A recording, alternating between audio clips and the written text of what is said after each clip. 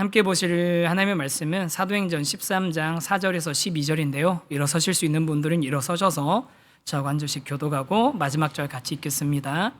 제가 먼저 읽습니다.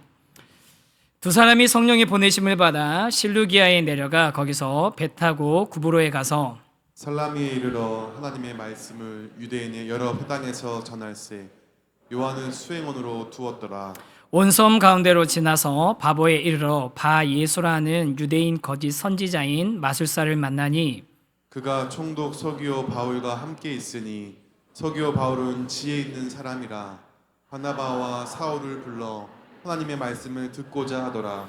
이 마술사 엘루마는 이 이름을 번역하면 마술사라 그들을 대적하여 총독으로 믿지 못하게 힘쓰니 바울이라고 하는 사울이 성령이 충만하여 그를 주목하고 이르되 모든 거짓과 악행이 가득한 자요 마귀의 자식이요 모든 의의 원수요 주의 바른 길을 굽게 하기를 그치지 아니하겠느냐.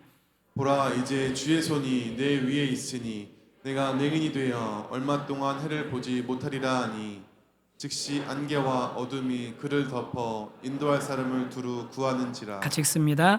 이에 총독이 그렇게 된 것을 보고 믿으며 주의 가르치심을 놀랍게 여기니라. 아멘. 잘 앉으시겠습니다.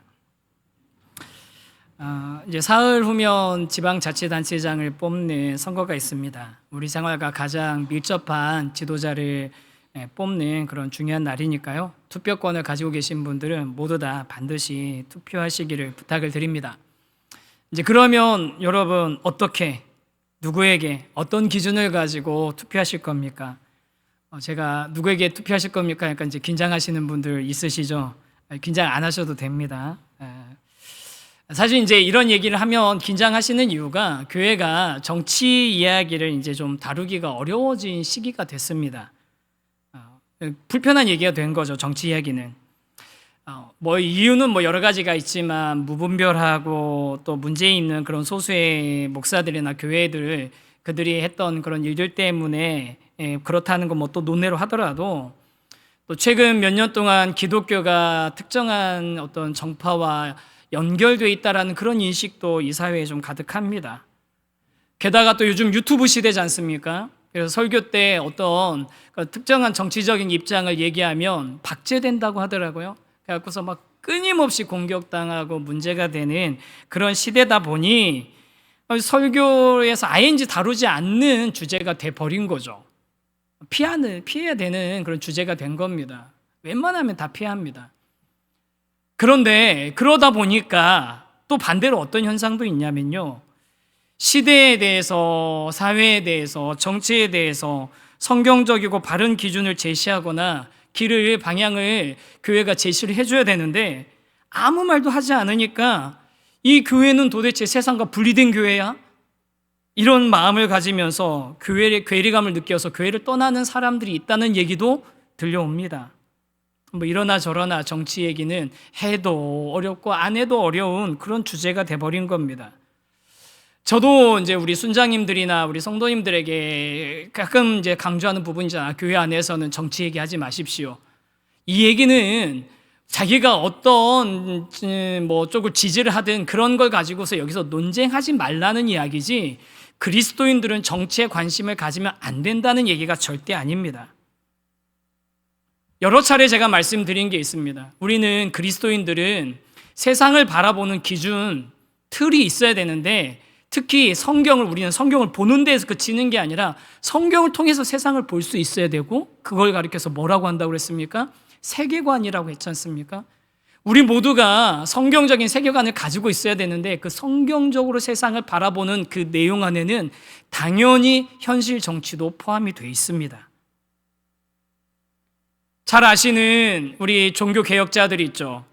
칼빈, 루터, 존 넉스 같은 이런 종교 개혁자들이 놀랍게도요, 이 확실하고 분명하게 현실 정치에 대해서 그리스도인의 의무를 설명하고 있습니다.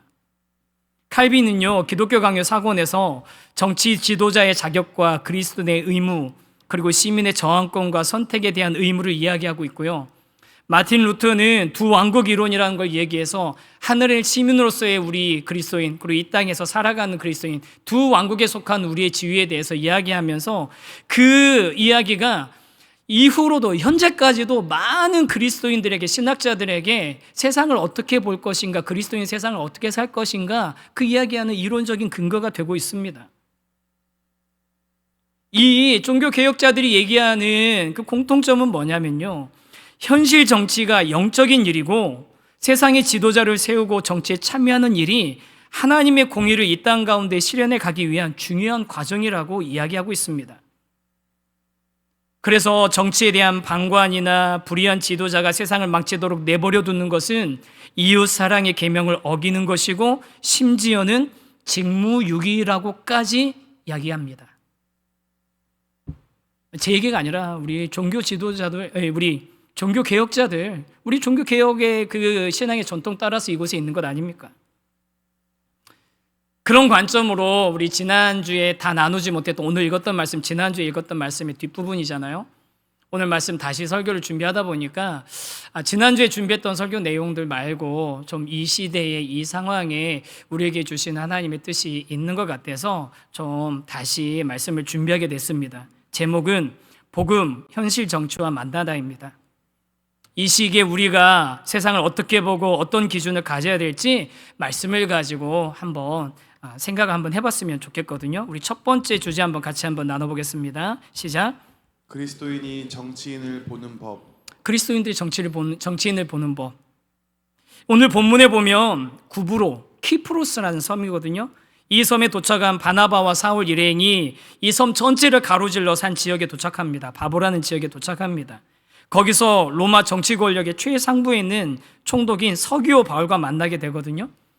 이 서기오 바울은 실존 인물이에요. 주후 46내에서 48년 사이에 이 지역을 실제로 다스렸다는 기록이 있습니다. 키프로스 섬, 구브로 섬이라고 하니까 여러분 뭐 큰 섬 생각하면 어느 정도 크기 생각하세요? 한 제주도 정도 생각하면 큰 섬일 것 같잖아요.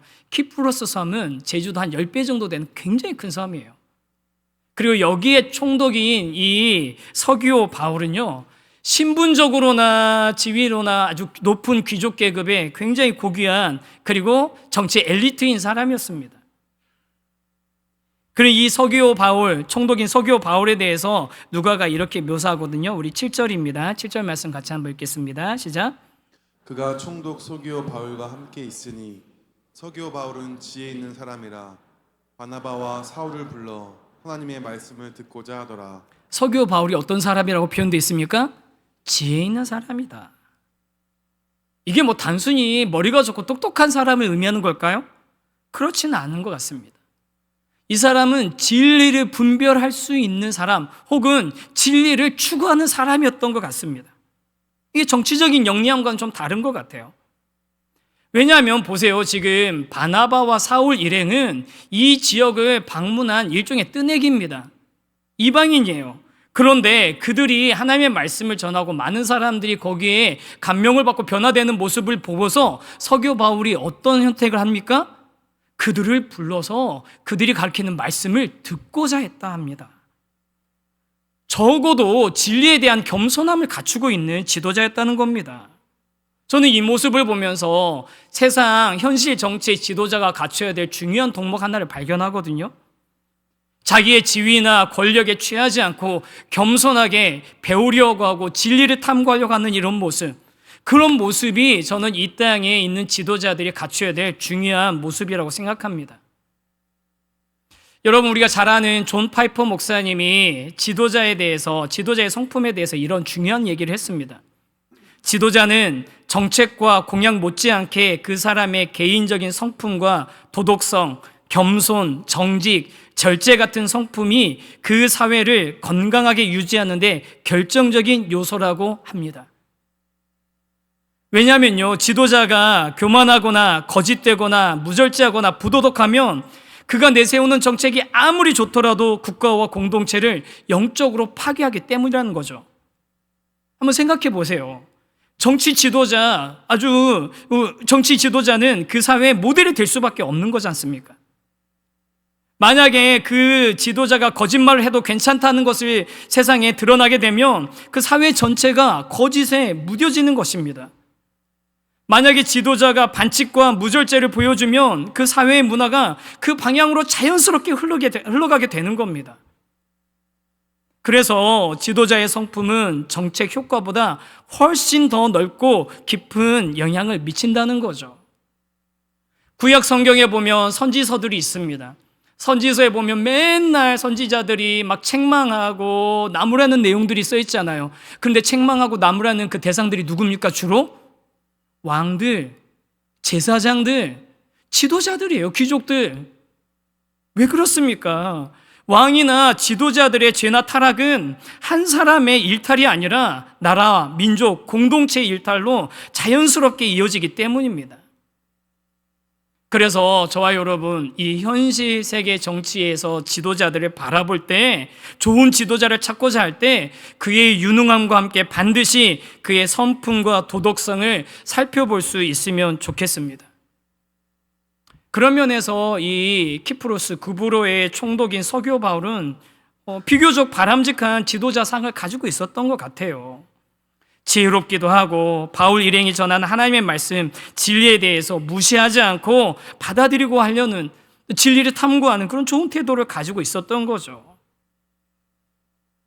우리 귀한 우리 성도 여러분, 우리 현실 세계의 지도자를 바라볼 때 그들이 어떤 성품을 가지고 있는지, 어떤 여정으로 살아왔는지를 살펴보시는 것 중요한 요소라고 생각이 됩니다. 그렇게 우리가 그런 부분을 관심을 가지고 지도자들을 뽑아간다면 이 땅에 좋은 지도자들이 시간은 걸릴 수 있지만 조금씩 더 배출되어지고 그들에 의해서 이 땅이 조금 더 건강하고 또 조금 더 바람직한 모습이 될 수 있을 거라고 기대하게 됩니다. 그러면 이런 서기오 바울이 그런 좋은 태도를 가졌는데 우리 두 번째 주제 같이 한번 읽어보겠습니다. 시작. 정치와 타협하지 않는 복음. 그런데 이런 서기오 바울에게 좀 아이러니한 상황이 있습니다. 뭐냐면 이 섬의 최고 권력자 총독 곁에 거짓 선지자, 종교인이 있었던 겁니다. 6절 말씀입니다. 6절 같이 읽겠습니다. 시작. 바예수라는 유대인 거짓 선지자인 마술사를 만나니. 총독 바로 옆에 누가 있습니까? 거짓 선지자가 있습니다. 거짓 선지자. 이름이 얄밉게도 바예수예요. 바예수. 아람어로 바가 붙으면 누구누구의 아들이란 뜻이거든요. 예수의 아들이란 뜻입니다. 이름이. 예수는 여호와는 구원이시다라는 뜻이거든요. 그런데 그런 이름을 가진 사람이 거짓 선지자예요. 그리고 그가 한 행동이 8절에 정확하게 이렇게 나와 있거든요. 8절도 한번 읽겠습니다. 시작. 이 마술사 엘르마는, 이 이름을 번역하면 마술사라, 그들을 대적하여 총독으로 믿지 못하게 힘쓰니. 어떤 사람이라고요? 바나바와 사울 일행을 대적해서 총독이 믿지 못하게 했다. 이방인인 총독은 지금 바나바, 바울 일행이 전하는 진리를 듣고 싶어 하는데 오히려 거짓 선지자, 바예수라는 이름을 가진 거짓 선지자는 듣지 못하게, 믿지 못하게 방해하는 겁니다. 목사님, 복음 반대하는 사람 세상에 널리지 않았습니까? 맞죠. 시대나 사회를 불문하고 복음에 반대하고 그걸 가로막는 사람들 많이 있습니다. 그런데 중요한 건 바예수의 이 거짓 선지자의 위치입니다. 포지션이에요. 총독의 바로 옆자리, 총독의 측근으로 자리 잡고 있는 겁니다. 정치 권력의 바로 옆에 종교인이 자리 잡고 있는 거예요. 여러분, 이 모습이 역사에서 오랫동안 반복됐던 패턴 아닙니까?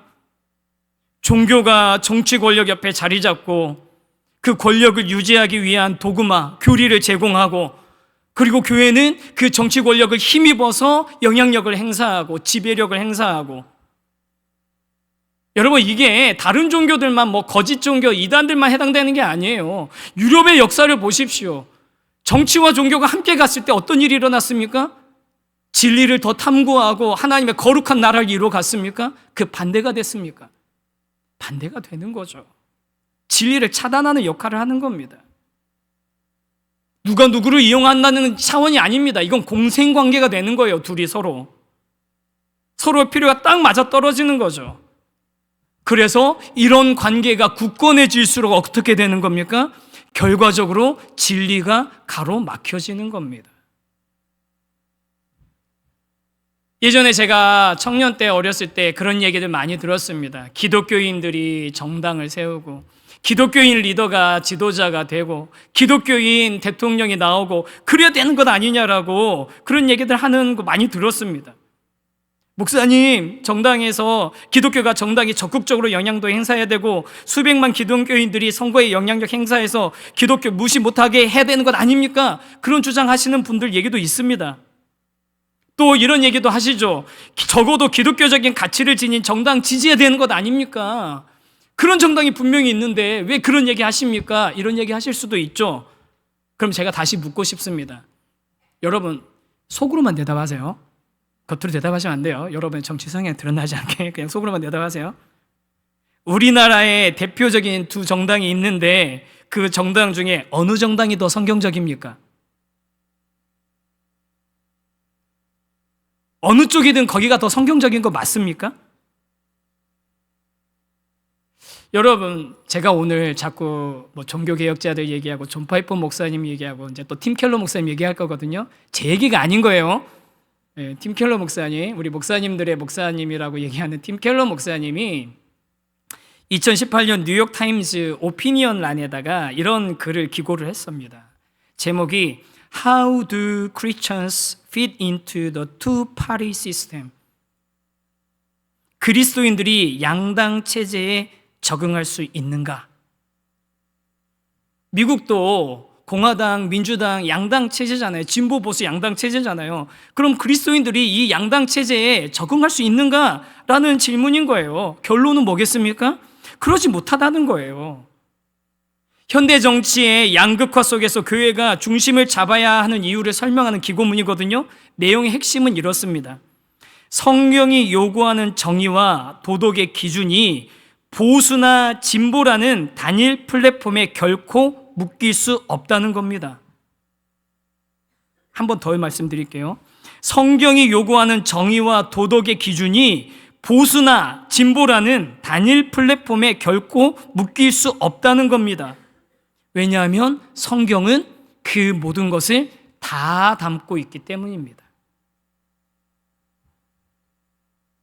생각해 보세요.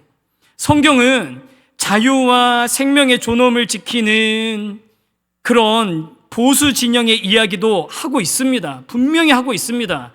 근데 그것만 얘기하고 있습니까?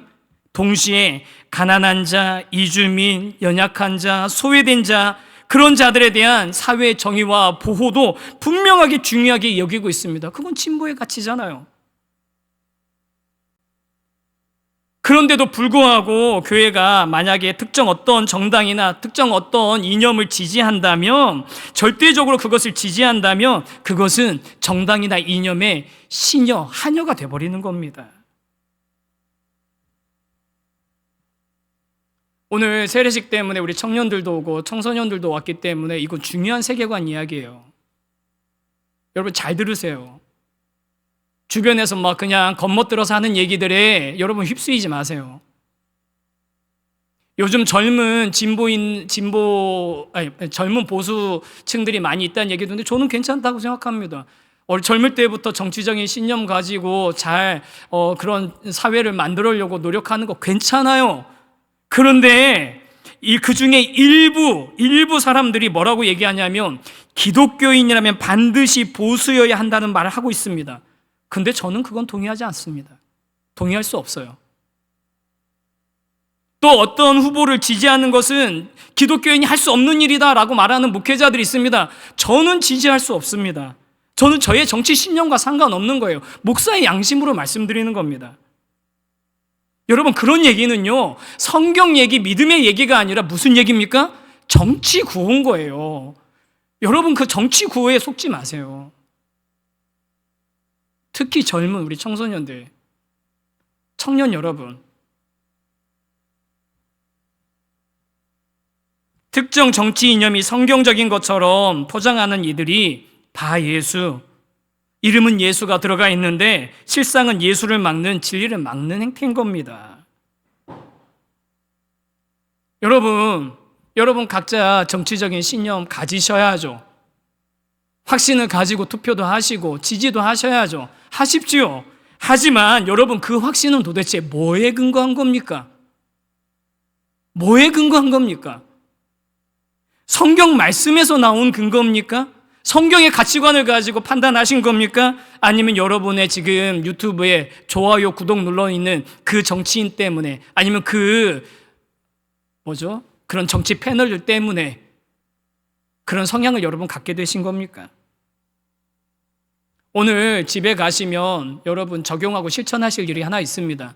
유튜브 내가 좋아요, 구독하고 있는 목록 한번 좀 보세요. 정치적으로 편향되어 있는데 혹시 그런 게 있다면 좀 제거하셔도 됩니다.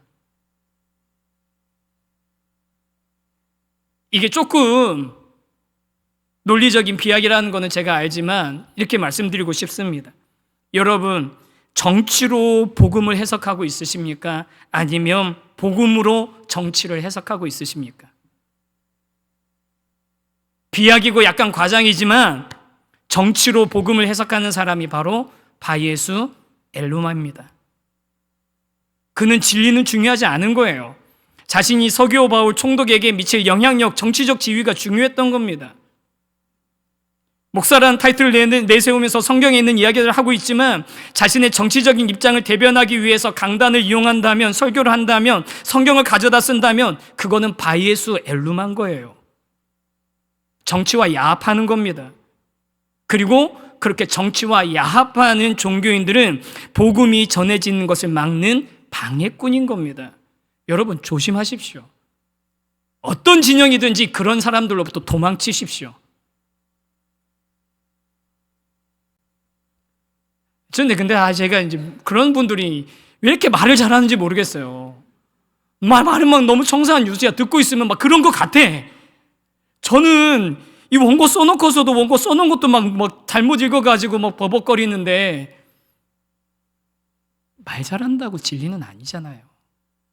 그럴듯하게 들린다고 그게 진리는 아니잖아요. 뭐에다 근거를 두시라고요? 성경에.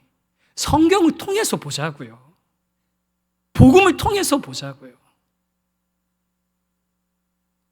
복음이 정치를 만날 때, 현실 정치를 만났을 때, 상황을 막 부딪혔을 때 그럼 어떤 일이 일어났는지 사도 바울이 보여주거든요. 9절과 10절 말씀입니다. 9절 10절 읽겠습니다. 시작. 바울이라고 하는 사울이 성령이 충만하여 그를 주목하고 이르되 모든 거짓과 악행이 가득한 자요 마귀의 자식이요 모든 의의 원수여 주의 바른 길을 굽게 하기를 그치지 아니하겠느냐. 이제 여기서 하나님께 주목할 것은 드디어 사울의 이름이 뭘로 바뀝니까? 드디어 바울로 바뀝니다. 정확하게 표현하면 바뀐 거는 아니고요. 유대식으로는 사울이고 헬라식, 로마식으로는 바울인 겁니다. 두 개 같이 쓴 겁니다. 드디어 바울이 이 섬의 최고 권력자, 높은 신분에 있는 그 사람 옆에 있는 이 바예수 엘루마, 그 기생하고 있는 종교인에 대해서 굴복하지도 않고 야합하지도 않습니다. 성령이 충만한 바울이 진리를 굽게 하고 복음을 가로막는 이 대상을 향해서 모든 거짓과 악행이 가득한 자요 마귀의 자식이요 의의 원수라고 하면서 엄청 세게 그를 책망합니다. 진정한 복음은 정치 권력과 기생하는 가짜 복음과 타협하지 않는 겁니다. 여러분 좋은 게 좋은 거 아니에요.